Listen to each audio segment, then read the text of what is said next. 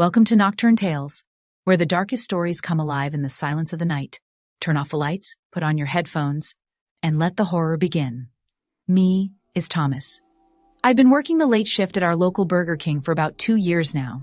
It's not glamorous, but it pays rent and the hours work for me. I'm a night owl anyway, so being behind the drive-thru window from 10 p.m. to 4 a.m. doesn't bother me the way it would most people. This all started maybe a month ago. I was working the drive-thru solo. We're usually understaffed after midnight, and that's when a car pulled up to the speaker. Male voice, pretty unremarkable. He ordered a large double Whopper with cheese meal with a Coke. It was pretty standard. The one notable thing about the encounter was when he went to pay, he only rolled the window down just enough to slide his card through, and his windows were tinted so I couldn't see his face.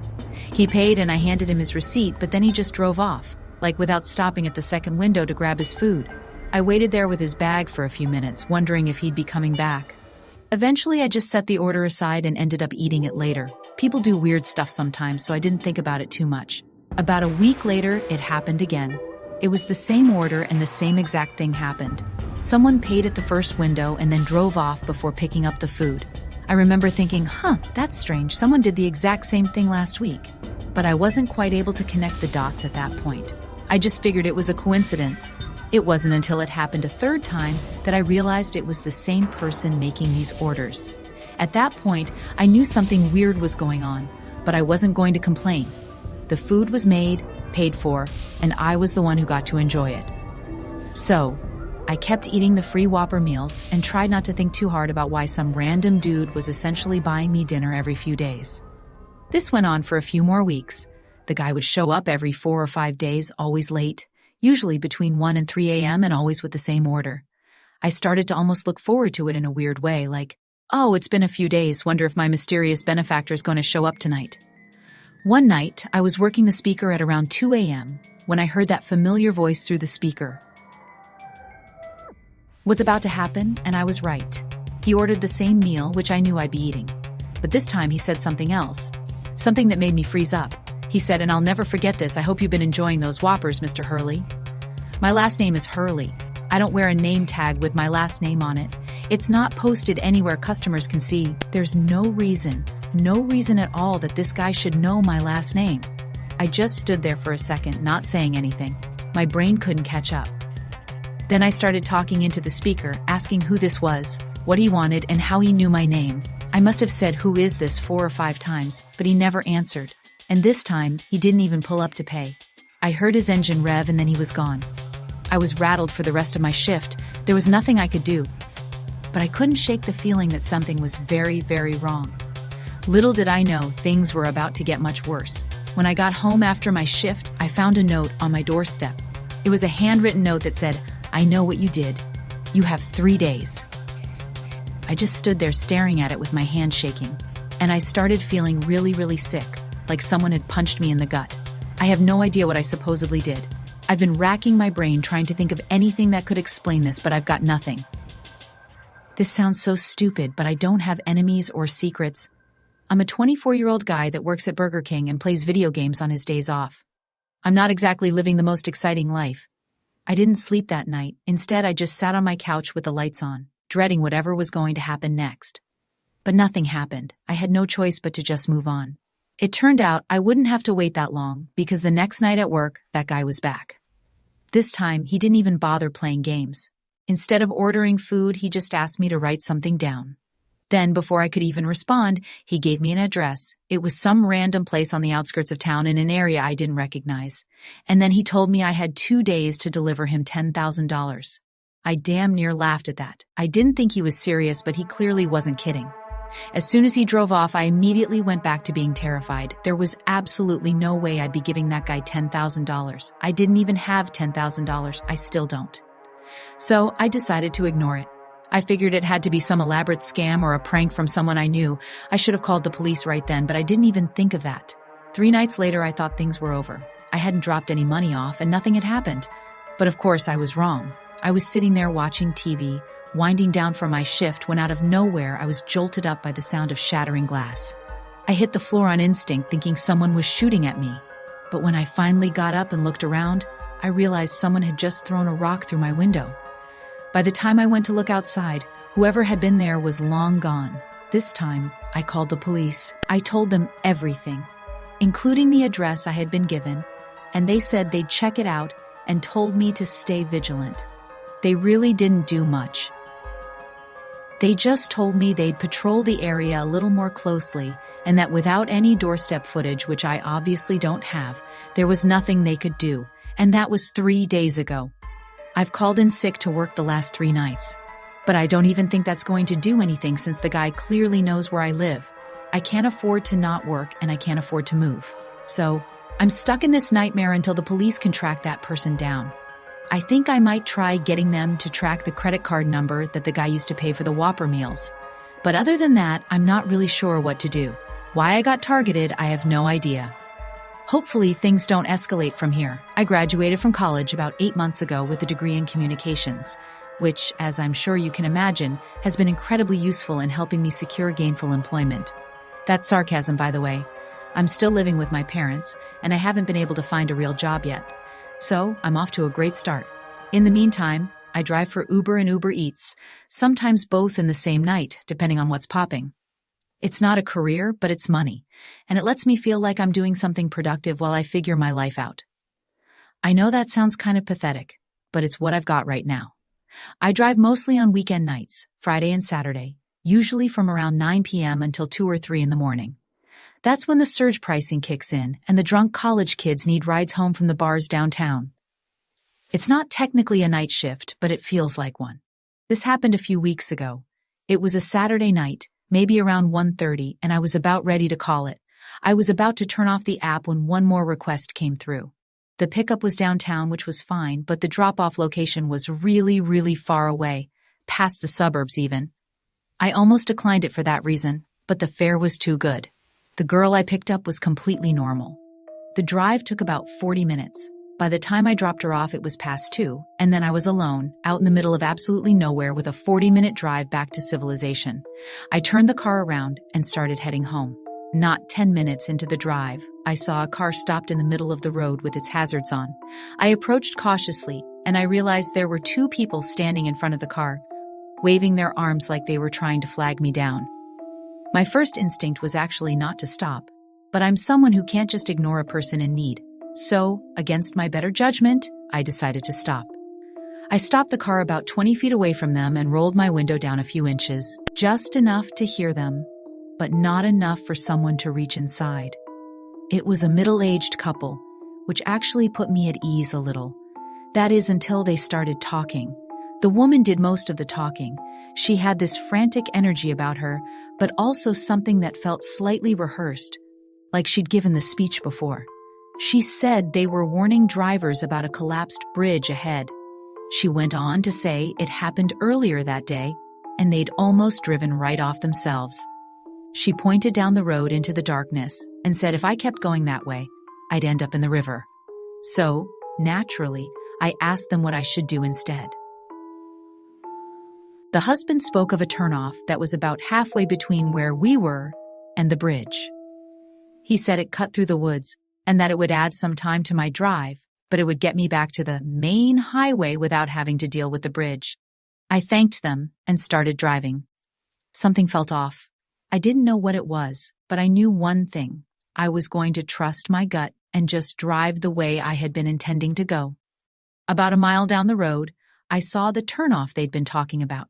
It was this narrow dirt path that disappeared into the trees, and it was barely wide enough for one car. I decided to keep driving, and a few minutes later, I reached the bridge. I slowed down a little, but it was fine. It wasn't collapsed for sure, and it didn't even look damaged at all. I drove across it without any issues and made it back to the main highway a few minutes later. Even though nothing happened, the experience stuck with me to the point where I didn't sleep well that night. I kept thinking about what would have happened if I had followed that couple's instructions, if I turned down that dirt road alone in the middle of the night. A few days later, the curiosity got the better of me and I did something stupid. I drove back out there. It was the middle of the afternoon this time, broad daylight, which made me feel slightly less insane about the whole thing. I retraced my route from that night. Those people weren't there this time, obviously. When I got to the turnoff, that dirt path into the woods, I slowed down and pulled over. To my surprise, there was something new. There was a sign nailed to a tree right at the entrance of the path that simply said, "Dead End." That sign hadn't been there before. I would have definitely noticed it that night, even in the dark. Someone had put it up in the last few days. I sat in my car for a minute staring at the path. In the daylight, it didn't look quite as ominous. It was just a narrow dirt road that disappeared into some dense trees. I wanted to explore it a little, but I was worried about my car getting stuck, so I decided to go it on foot. I'm not sure what I was expecting to find, but being that there was daylight out, I really wasn't scared at all. I turned off my engine. As soon as I stepped out of the car, though, I got a bad feeling. I stood there at the edge of the path trying to see further down, but there wasn't much to see, really. I don't know what it was, but something about standing there and actually being out in the open discouraged me from walking in. Things went from 0 to 100 in about 2 seconds. As I was turning around and walking back to my car, I heard a scream ring out behind me. It was this awful scream, definitely a woman's, and it came from somewhere deep in the woods down the path. I can't tell you how fast I was out of there. Before I could even think, I was already speeding away. I don't think I've ever been so scared before, and that was about 2 weeks ago. I haven't been back to that spot since. But here's the thing. I can't stop thinking about it. Part of me knows I should just leave it alone, but I've been thinking about asking one of my friends to come out there with me. If I do, I'll record a video and send it. But for now, all I can really do is wonder about that scream and those people. This happened a few winters ago when I was working overnight security for a commercial warehouse complex. I was 26 and had been doing the job for 8 months. The shift ran from 11 p.m. to 7 a.m., and I was always the only employee on the site. There was a supervisor I could call if something went wrong, but for the most part it was just me and the cameras. The complex was in an industrial area on the edge of a small city that didn't have much nightlife. Most nights followed the same routine: clock in, do a walkthrough of the exterior, then settle into the security office to monitor the cameras. And every hour another patrol. The warehouse stored mostly industrial equipment and bulk supplies. Nothing particularly valuable. The night everything went sideways started pretty normally. It was cold enough for there to be snow falling, but nothing too heavy. I did my first patrol. Everything was secure, and I went back to the office. Around 1:30 a.m., I got a motion alert on one of the loading dock cameras. This wasn't unusual. The system was sensitive, and wind or animals could trigger it. I pulled out the feed and watched for a minute, but everything looked normal. Just the empty dock and snow drifting past the floodlights, but the alerts kept coming. Every 10 or 15 minutes, the same camera would trigger. Each time I checked the feed, and each time I'd see nothing. What started to bother me was that the movement always seemed to happen just at the edge of the frame, like something was there but not quite in view. By 2:30, I had maybe 6 or 7 alerts from the same camera. No other cameras were triggering, just that one. At 3 a.m., I went outside to check it myself. The snow had mostly stopped, and the complex was dead silent. I walked the full perimeter of the dock area with my flashlight. I didn't see anything unusual. All the bay doors were closed and locked, and there were no footprints in the snow except for mine. I went back inside. About 20 minutes later, I heard a loud metallic scraping sound like something heavy being dragged across concrete. It came from inside the warehouse somewhere deep in the building. I checked the interior cameras, but all 6 feeds showed empty aisles. I was starting to freak out a little bit because I started feeling like I was being toyed with or watched somehow. But still, I explained the noise away by chalking it up to the wind or something. An hour later, though, I heard it again. It was louder this time, the dragging sound followed by a sharp bang like something had struck one of the interior doors. I cycled through the cameras again. Nothing on 1 through 5. When I got to camera 6, though, the feed was black, maybe 3 seconds of static, and then it came back. But something was different. The angle had shifted just a few degrees to the left, like someone had bumped the camera or adjusted its position. At that point, I had no choice. I grabbed my flashlight and radio and headed into the warehouse. The interior was massive, probably 80,000 square ft of industrial shelving arranged in long aisles. During the day, it was bright and full of forklifts. At night, the overhead lights were dimmed to save power, casting everything in this yellowish half-light. I was maybe halfway down the main aisle when I heard footsteps coming from somewhere to my left. It definitely sounded like someone, a person walking maybe 2 or 3 aisles over. As soon as I stopped, the footsteps stopped too. I stood there trying to control my breathing. I remember how tense it was, standing there in complete silence, waiting for a sound that I wasn't even sure would come. After what felt like forever, I couldn't take it anymore. I had to break the silence. In a firm voice, I announced my presence as security and insisted that whoever was there make things easy and reveal themselves. But of course there was no response. The rest of that patrol was utterly terrifying. I was bracing myself for a fight or some kind of confrontation. Without finding anyone, the worse that feeling got. But I ultimately finished my patrol without seeing another person, which was arguably worse, because I knew with 100% certainty that there was someone in there. I didn't see or hear anything for the rest of my shift, but that didn't make me feel any better. I actually felt somewhat guilty. My job was laughably simple, and I was messing it up in real time. But by the time 7 rolled around, I wanted nothing more than to just get out of there. I reported everything to my supervisor when he showed up on site. Maintenance did a full inspection but didn't find anything either. Even after everything was double and triple checked, no one was able to identify the method of entry, and I could tell people didn't believe my story. Still though, that night remains one of the freakiest things that has ever happened to me. This memory still terrifies me, and outside of police and some close family, this is my first time fully revisiting it. A few years ago, I had gotten my first job at a 24-hour gym. At the time, I was in a gap year between high school and college, so I worked a lot of night shifts. The gym was open 24/7 and accessed by key card only, meaning often there were only 1 or 2 employees working. People could just check in, use the equipment, and leave. The whole facility pretty much managed itself. All entries, exits, and usage of equipment was processed digitally, so all I had to really do was sit in the office and keep an eye on the cameras. I would occasionally get up and walk around, do some light cleaning, and even talk to some of the guests. This was in a pretty bad part of town, but for the most part everyone was nice and friendly, and it was one of those gyms where everyone kind of knows each other, considering how few people really come in. This one night in particular, I was working from 8 p.m. until 6 a.m., which is generally a very long, boring shift. But everything that happened that night keeps me up at night to this day. It was around 2 a.m. when I had already done multiple rounds around the building and finished all routine paperwork. I was exhausted, so I just figured I'd sit down for a bit and monitor the cameras. Everything was normal at first. Not many people come in to work out in the middle of the night, but there were a couple regulars who came and went. I had worked here for a few months now, so almost everyone I recognized except one man. I first noticed him when I saw him using a treadmill in the far corner. Normally this wouldn't catch my attention as we have new guests from time to time. However, what really caught me off guard was how fast this man was running. I pulled up his treadmill number in the system where I'm able to monitor all equipment activity. He was running 9 miles per hour, which was impressive already. But what really shocked me was the fact that he never stopped. 10 minutes went by, then 15. He never slowed or stopped. I looked closer at the camera, and although I can't quite describe it in detail, this man was nothing short of unsettling. He was wearing ragged clothes, he had long, messy hair, and his face never moved once. He was just staring straight forward. Then I noticed his feet. He was barefoot. He had been running 9 miles per hour for 15 minutes barefoot, just staring into the distance. At this point in time, I was very weirded out, especially since he was now the only person in the building besides myself. I pulled myself together and realized that we do have a policy requiring shoes. So, I decided I would use that as an excuse to go talk to him. Although his appearance really freaked me out, I got up the courage to leave the office and head out to talk to him.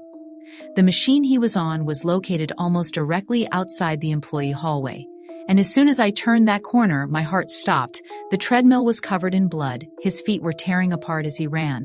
My heart dropped, blood not only dripping but splattering from his feet and ankles for every step he took.